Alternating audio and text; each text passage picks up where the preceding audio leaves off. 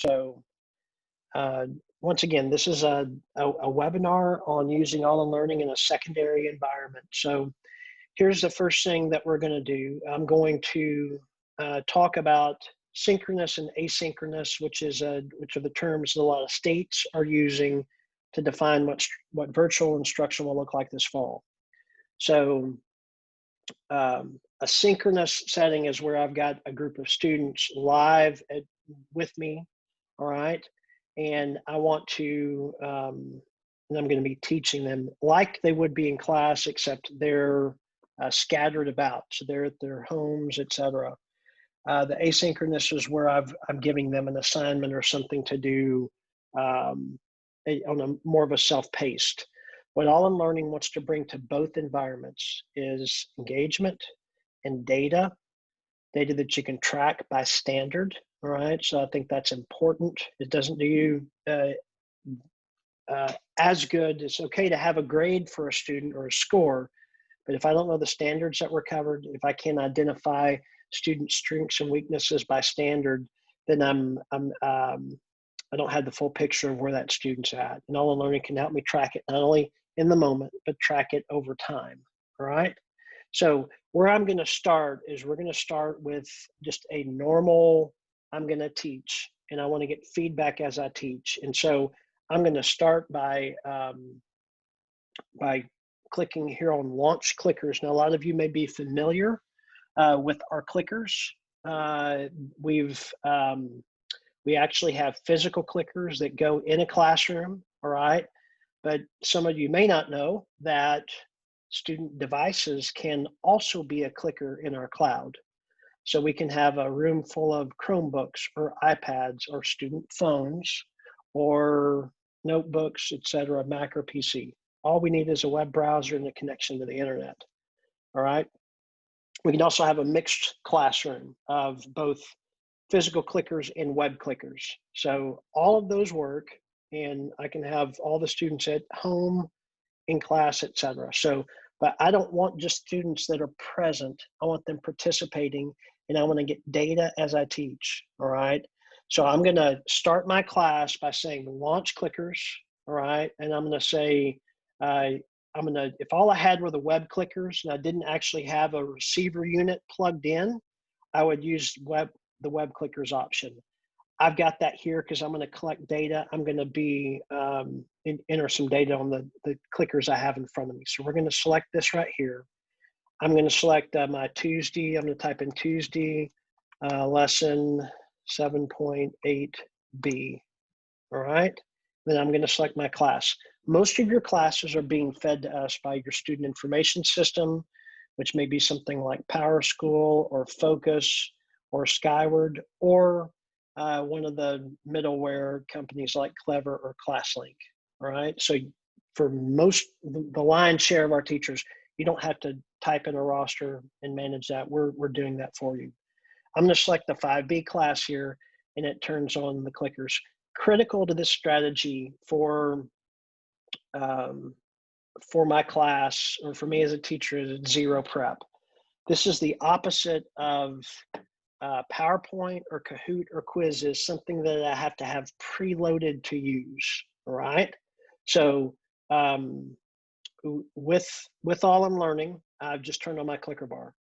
And whenever I'm ready to ask a question, all right, I'm gonna click Start Question.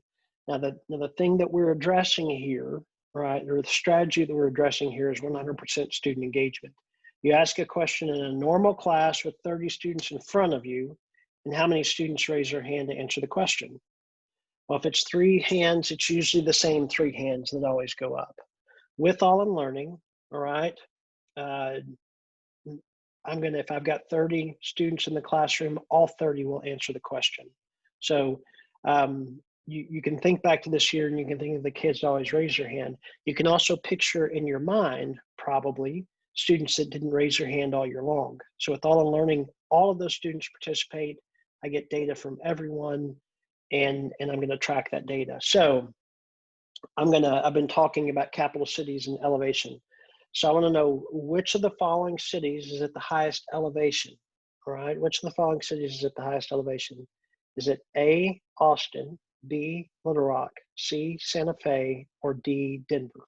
So my normal class, right, everybody's just clicking in their answer. So what I'm gonna do now is I'm gonna go over here, swipe over here, all right, and I'm going to start up a browser, and I'm gonna be a student in this example, okay? So I've got, so as the teacher, I've told my class, uh, when they're all remote, I would say, hi everybody. I would say, go to allinlearning.com, select student, and log into your account there. All right. The students could get to this through Clever or ClassLink. All right. When they get here, they're either going to enter their email address with the password that they set up. Okay. They can sign in with Google. All right. So most of your backend uh, email systems are Google, and they could just sign in with their Google account. Or we could, let me see here if I've got it. I can also sign in with my QR code. So you see how fast that went, right? So I'm going to enter my passcode there and click. So what I would tell these students is I've started a clicker session called Tuesday lesson 7.8B. So click launch clicker there. So they can see the teacher name and they can see that it just started. So now I've got a clicker just like the other students do. I'm going to answer this question just like the other students do. All right. So I'm pretending I'm doubling as a teacher and a student in this scenario. All right. So I see as a teacher, hey, everybody's responded. That's great. I'm going to click in question. All right. I thought I had done a great job teaching that. I felt really good about it. But what does the data say? The data says we still have some work to do. All right. We had one answered Austin, one answered Little Rock, two answered Santa Fe, and everybody else answered D, Denver. So Denver's the mile high city, right? But Santa Fe is actually 2,000 feet higher than that. So the correct answer is actually C. So 22% of the class got it right. I know I need to stop and reteach that. All right. I'm tracking every student behind the scenes. So the students have either they're using the same clicker they always do, or they've logged into their teacher account. And not their teacher account, they've logged into their student account on the student portal. So now I know who's answering those questions. So the point here, all right, is I've gotten data from everyone, I'm tracking everyone, and I know we have some work to do, all right? So I'm gonna go, I wanna show you another example here, okay? And so I've got PowerPoint going here, all right? So I'm running PowerPoint, and what I want you to see is you can use the All in Learning Reel clickers or web clickers with any content you already use. So I'm going to show a document camera here in just a minute. If I'm doing a YouTube video, what I like to say is, hey, everybody, grab your clicker or log into your account because we're going to watch a video. Now I want you to think in that moment, what do the students know that's happening during the video? Well, that you're going to ask questions, all right? And so they're going to be on the hook for the knowledge that's being presented in the video, all right? So I can pause at any time and ask a question, or I can pull up a PDF. So I've got a question here in PowerPoint. And so with All in Learning right here, my clicker bar, I just click Start Question. And so this right here works with whatever is up here, right? So everybody's seen Hamilton, so we know the right answer to this question, right? Tom's going to answer that question. So I'll click in question. The correct answer was George III. It was C. So 63% of us got that question right. So the you don't have to take your questions and put them into All in Learning to take advantage of this. All right. So there's an example there. I'm going to go to I'm going to pull up a question now from BrainPop. Hopefully BrainPop's going to cooperate.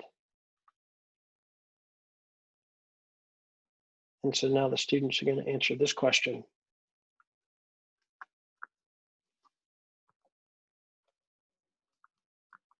All right, so Tom's going to click in and answer there. So all I'm trying to paint for you here is a picture of continuous engagement, moment to moment instructional data as I'm teaching. All right, we don't have to give up on or sacrifice student engagement and immediate feedback just because the students are not in our classroom. All right, a lot of times teachers, when we do trainings on the clickers and on this strategy, teachers will say, well, how often should I use the clickers? Jokingly answer, well, only use the clickers on days where you need student engagement, formative assessment, and data. So I've been saying that for a decade now with this company, and for another decade before that with another company. So formative assessment is a home run in terms of getting the students engaged like this and getting feedback and doing more frequent formative assessment. So that's always been the case. So now let's parachute into 2020, all right? And with students missing some instruction and me missing some data from this spring, all right? What I need, all right, is this strategy of more frequent engagement and assessment is important, is even more important now in this environment than it was in the past. And I would contend it was very important in the past. So we're only ratcheting up, we're only leveling up here, okay? So I want to show one other example. So I know that a lot of you are used to using a chalkboard or you know, a whiteboard or your document camera. Okay, so what I've done, I'm gonna show you how we can use the document camera here. So in All in Learning, what I'm gonna do is I'm gonna click on Lessons and Assessments, and I'm gonna click on Teacher Tools, and I'm gonna click on the dot cam. Right. So I'm going to select my document camera from the list here. Right, let me get this up here. So we've got a vocabulary word. So this is live. Here I am right here. We've got a vocabulary word. So I don't want to know, do you know the definition? I want to know, do you know if it's correctly used or not? You with me? So I don't want to know, you tell me if I'm using this word right? So here's our word, complement.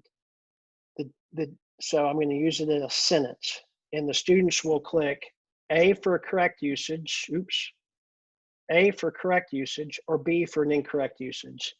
The teacher paid the student a compliment on his homework. The teacher paid the student a compliment on his homework, right? Is that A, a correct usage, or B, an incorrect usage, right? So Tom's going to answer this question, right?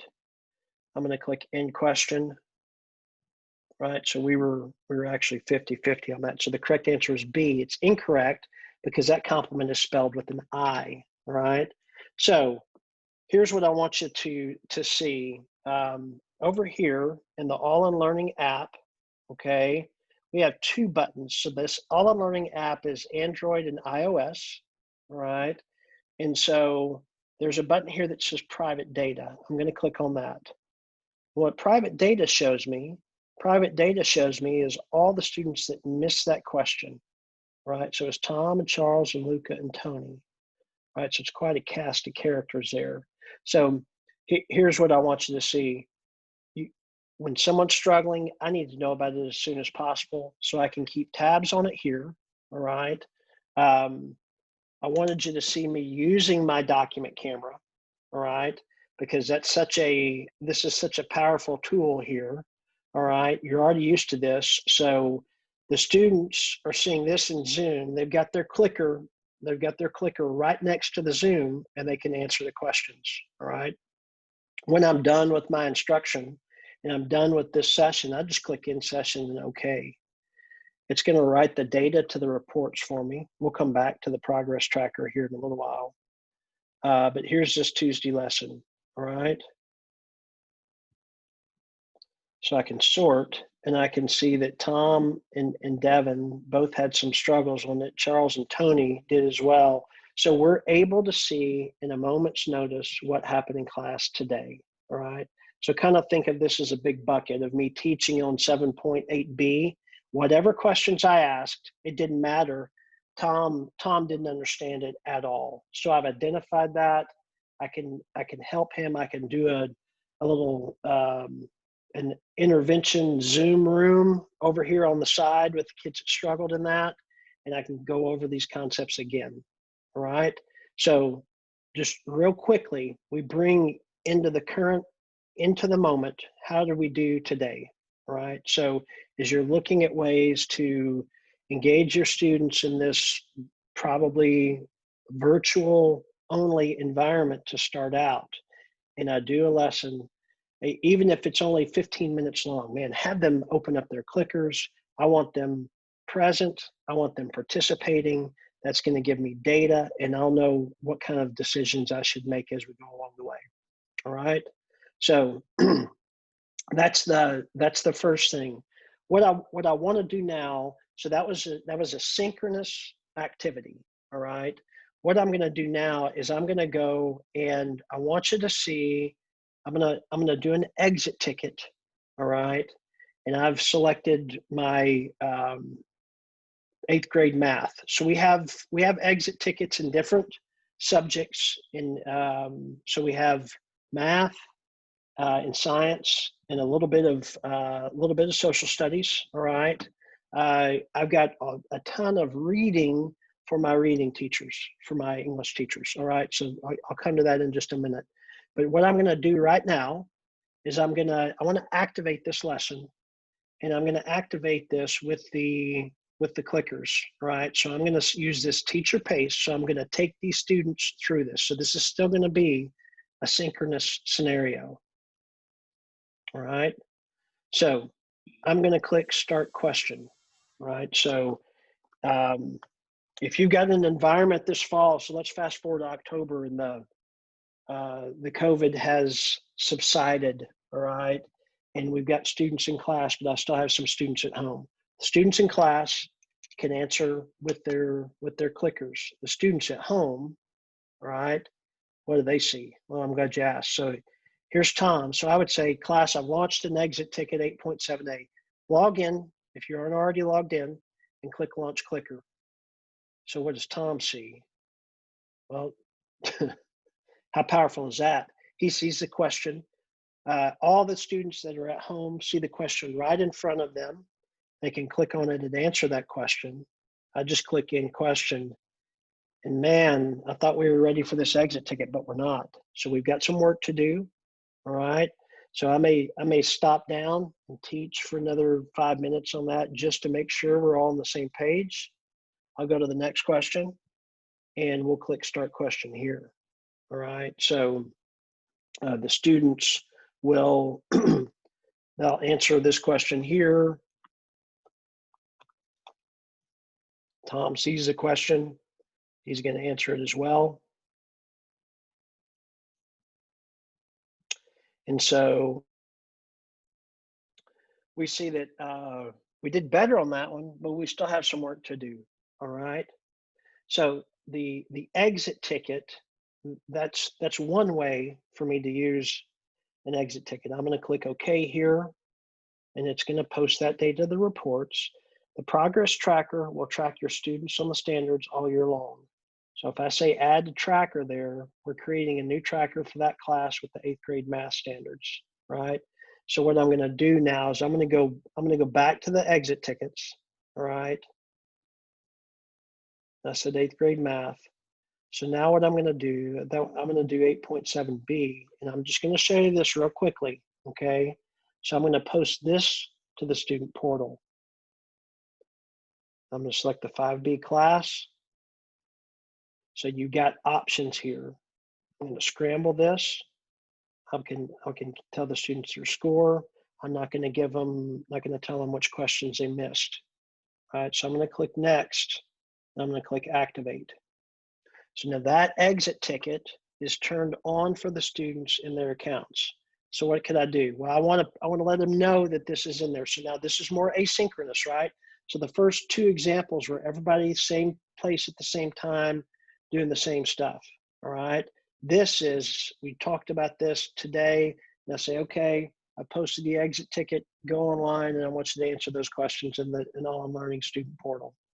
So I'm going to let them know about this. So I'm just going to copy this embed link here. So now I'm in, what is this? This is Canvas.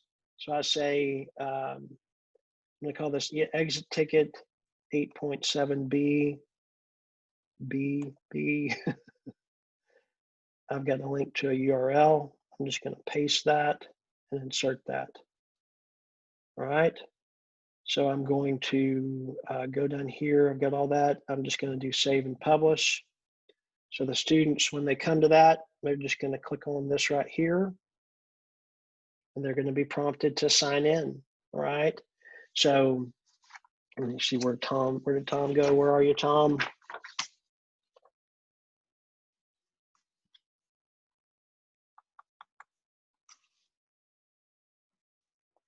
It launches that exit ticket for him right away. So now the students are taking this at their own pace. All right. I'll link to it directly from Canvas. I could have put it in Google Classroom, same deal. So we work with all of those learning management systems. Those learning management systems are good at helping you do learning management things. You know what they're not good at? Data. That's not their strong suit. All right. So we're the company that's good at the engagement data. We're the company that's good at the tracking data. And that's what will save you so much time. All right. So I would post that there and the students could get to it from there. So Tom says I'm finished. He got a 33. So not what we were after. I see that right here. Okay. So we did a synchronous ticket, exit ticket. We did an asynchronous exit ticket. All right. I'm going to click in session and okay. And it asks me, do you want to add it to the tracker? So I say add to tracker.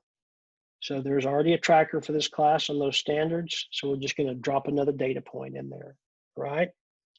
So I got to log out and log back in because Tom messed me up here. All right. So here's what I want to do now. I want to take, I'm going to do two different examples of one is a instruction and assessment. All right.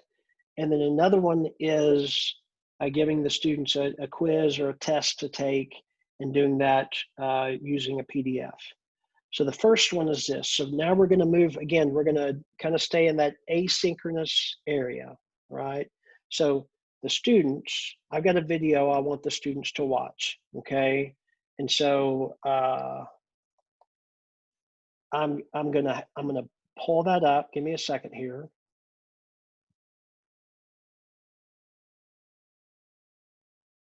All right, so let me, oops, hold on. All right, let me pull this over here and we're out of it. Okay, so what we're gonna do is I'm gonna go to lessons and assessments. And I'm going to I'm gonna create a new assessment. And this is, you'll see some options here. We're doing a custom lesson right now. So watch me do this. So I've got this video on perimeter. So what do I want my students to do? I want them to watch this video. The video could be of me, or it could be from the Khan Academy or YouTube or wherever we're getting our content from, okay?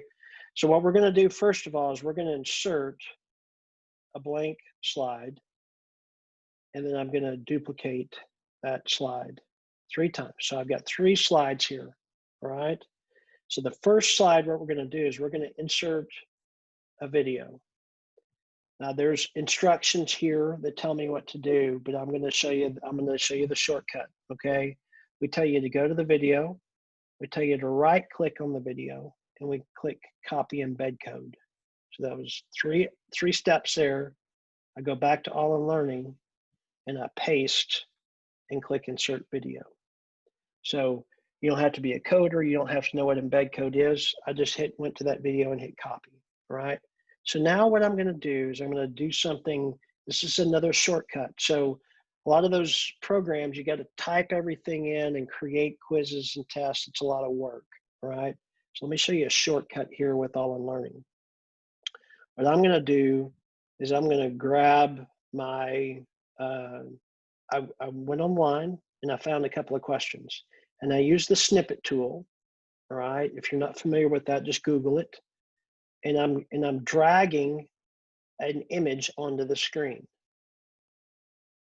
right? And now I'm going to enlarge that image on the screen. And now I'm going to say, convert that slide to question and tell it the correct answer. So what did I not have to do? I don't have to type in all that information. I'm going to go down here and I'm going to do the next example.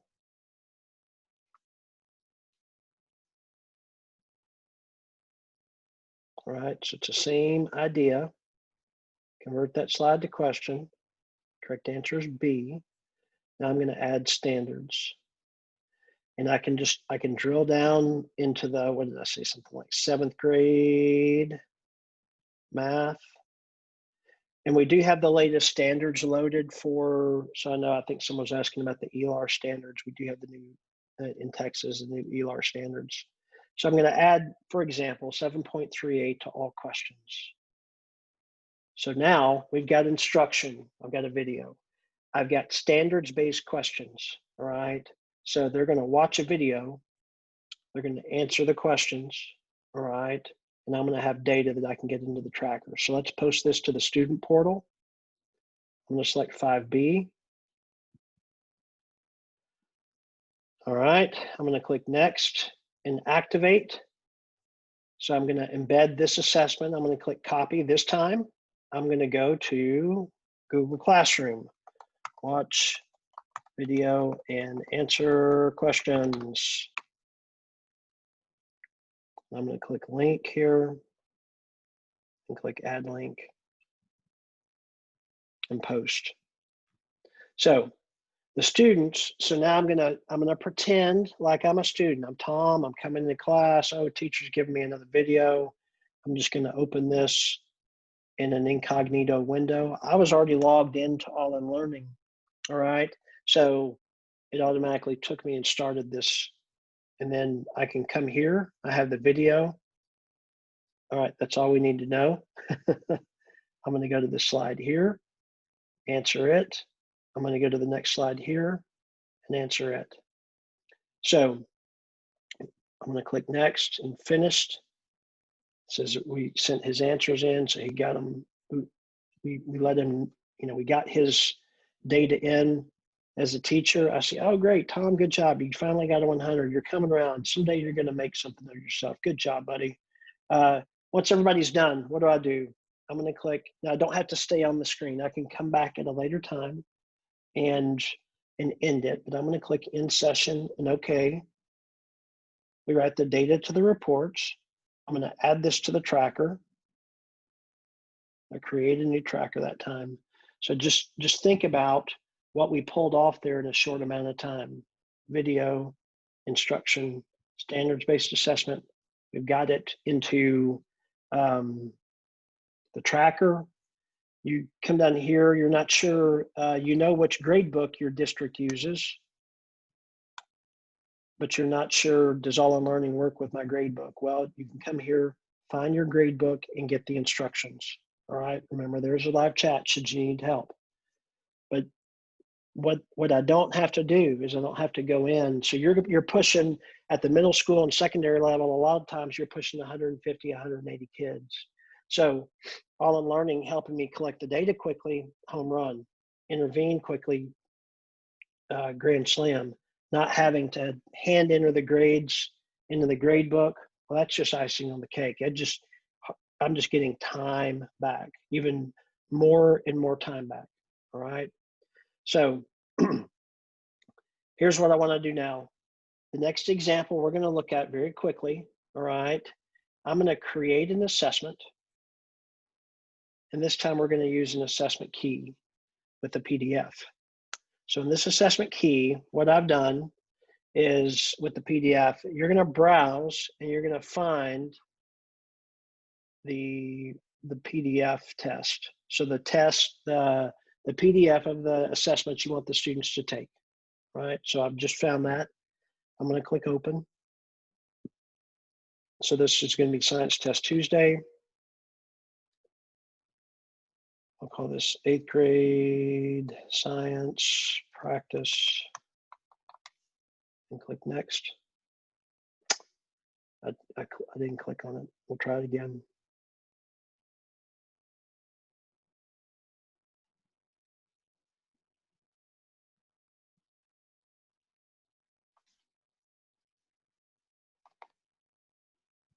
There we go. I got it that time.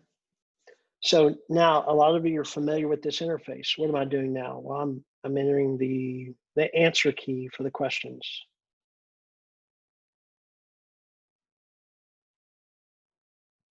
So I'm loading in the correct answer for each of these questions. All right. So I'm going to click. I'm going to add the standards, of course. So I go to the Essential Knowledge and Skills in my Texas account.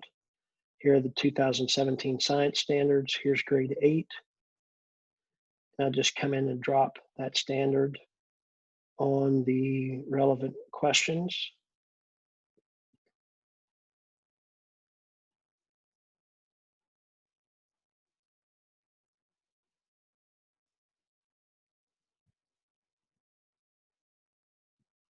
All right. So we're loaded up. There's my key. There are the standards. I'm happy with that. I'm going to go back to my lessons and assessments. If I've got other teachers that are using that, I can distribute it to my PLC at my campus. If I want to share it more broadly with other teachers at other campuses, I can just get the embed link here and share this with other teachers.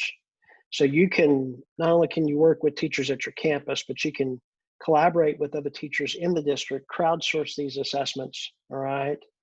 And then we can go put that, wherever we want to, in a Google Doc.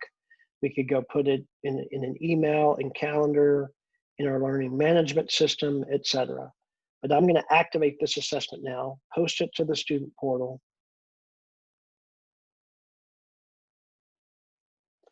So do I want to set a time limit? Yes, I can. Do I want to kick the students out if they leave the assessment screen? I can. I don't recommend scrambling the PDF. It doesn't really work. They're just answering the questions, having to scroll a lot. That's not the best use of that. So I'll click next and I'll click activate. So I could go embed it and let them know about it. But what I'm going to do is I'm going to go back over here as Tom. There's my science test. So you see we got the security settings activated there. There's the timer. That's how much time I have to complete the assessment. If I have timer anxiety, I can hide it. All right. So what did I not type in? All of these questions to create all these images into All in Learning, upload the PDF. Right. So I'm just clicking through here, answering these questions. So what's nice too is that we're capturing this data as we go. So the students get, if they lose the internet connection, if they lose power, we've captured all of their data to that point. So they don't have to restart. They'll start at the beginning of the test, but they won't have to answer all the questions. I'll click next. He's answered all the questions. He says, I'm finished. So how did Tom do? Well, he had a 40. All right. So again, another example here of getting quick data. I didn't print up hundreds and hundreds of copies of that quiz or that test. The students took it on their device at home, in the class, wherever they are, right? And now I've got standards-based data so that when we go into, say, in session and I'm in OK, it writes the data to the reports. I can add it to the tracker if I want to. Real quick on the tracker. I don't have a good secondary tracker, but the standards are standards. So um, the idea here is we can see how is the class performing on standards, on the standards document over time. So we see the number of questions, the different assessments they've been assessed on with standards, questions on that standard. We see the class progression, and then we can drill down and see the student progression. So we look at JLo here. Man, this is some good work here, Jennifer. Uh, you know, she kind of tailed off here, but there's not a lot of data in those. All right. We'll go look at Tom.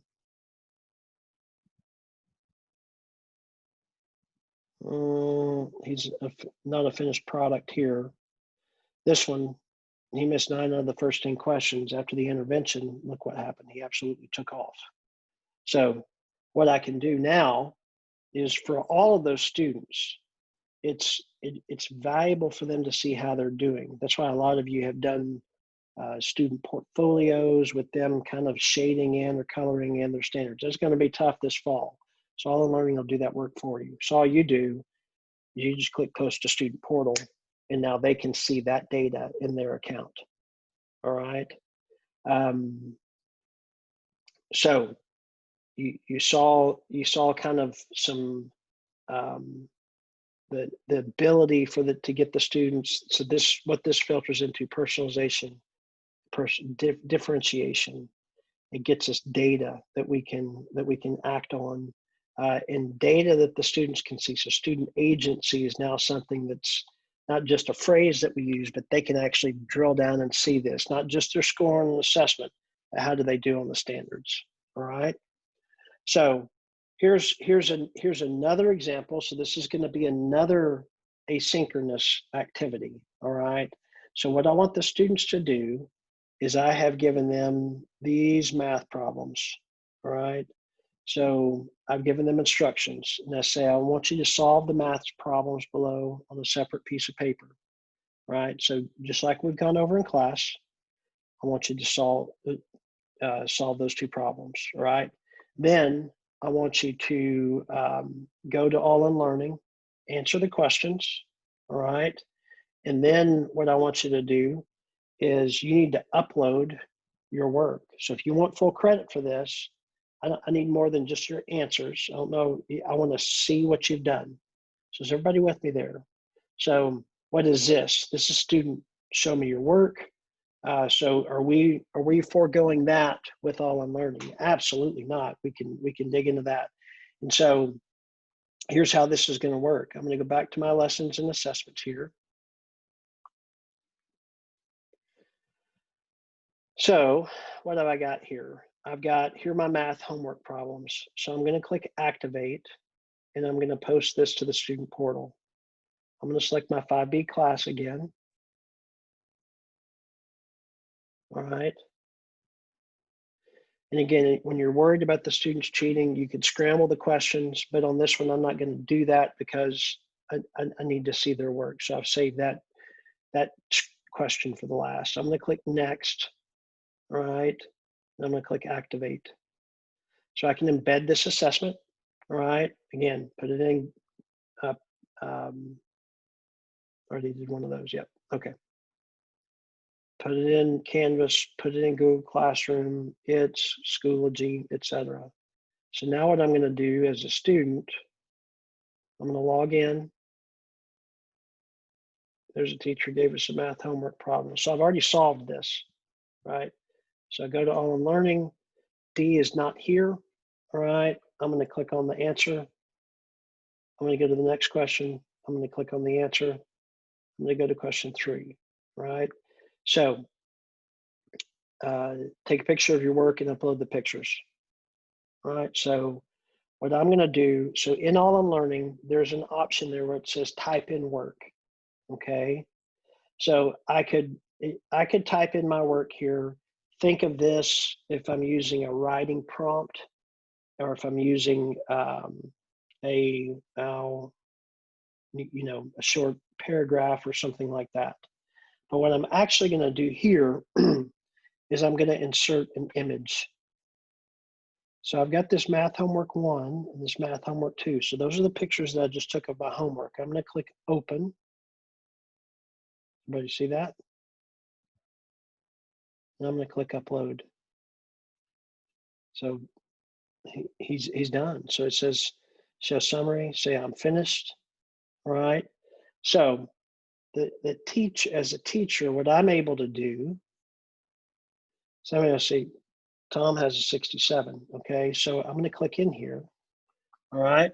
So you'll see on this, we set up this third question as a slider. Okay. So you can give partial credit.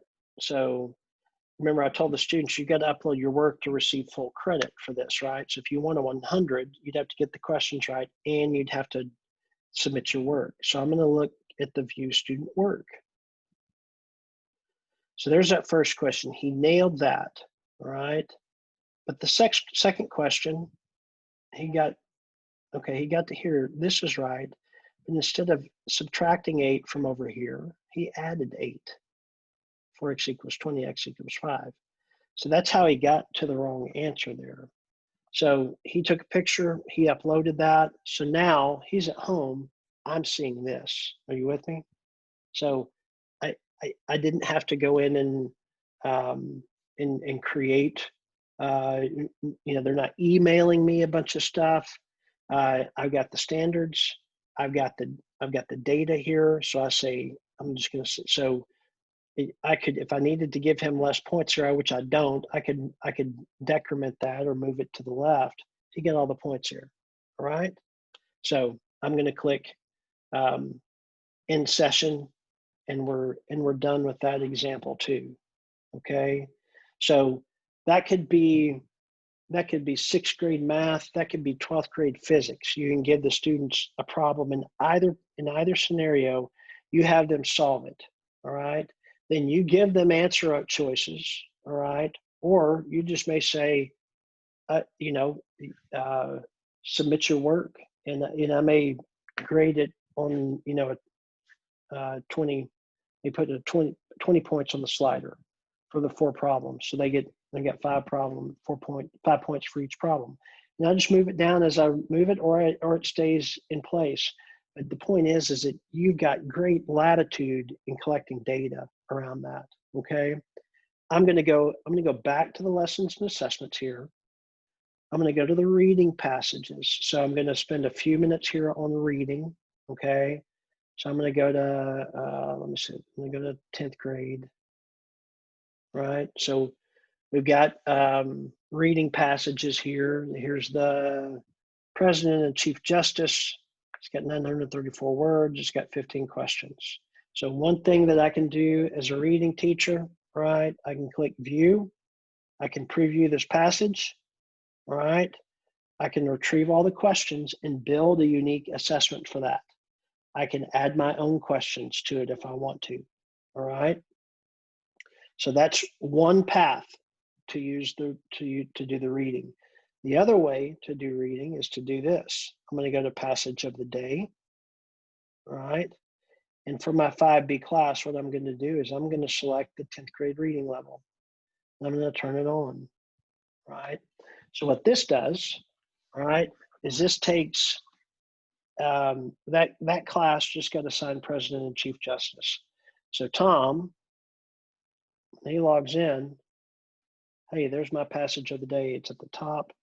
It's blue. It's highlighted blue. He can just click launch assessment. I've got 5 questions on this. I can read this passage and I can click through and answer the questions.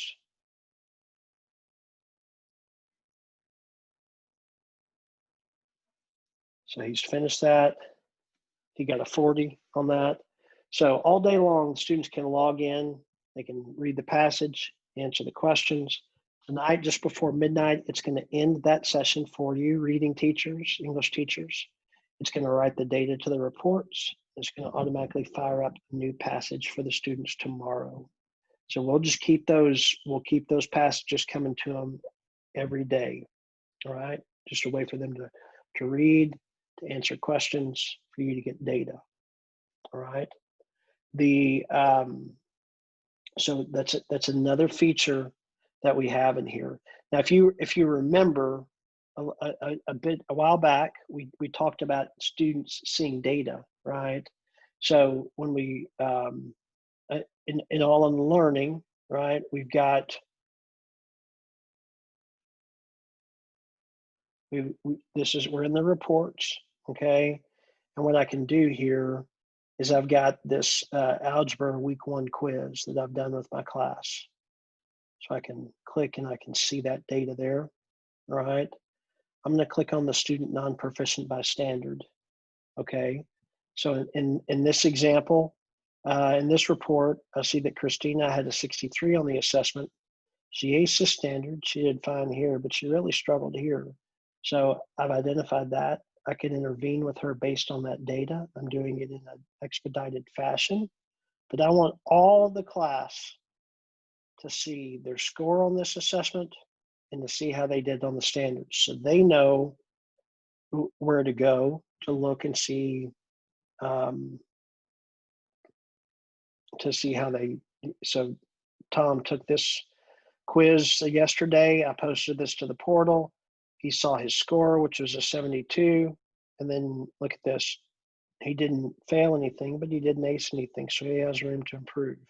Another example is this one right here. He had a good score on this one, an 80, but he actually really struggled on one of the standards. He missed 2 out of the 4 questions on it. So again, it's real easy. All in learning helps me easily generate this data, all right? And I press a button and it's there for the students to see. So we talked a little bit about the progress tracker. What does Tom see when he goes here? Well, he can see exactly how he's doing on the standards. So he sees this success story. He sees he's got a little bit of room to grow here. He did okay right in here, but he's kind of been, he hasn't mastered that one yet. So we've got some work to do. But I know that he knows that, and that's something that we can act on. So the in all of this, because we work with most of your grade books, I collect the data in all in learning. I'm saving time getting it into my grade book. All right. This level of data is so compelling for me to be able to see as a teacher, and for me to easily get to students that they can really and truly chart their progress throughout the year. And this doesn't represent hours upon hours upon hours of me classifying data and trying to organize it for them. We do that for you. All right. So I'm going to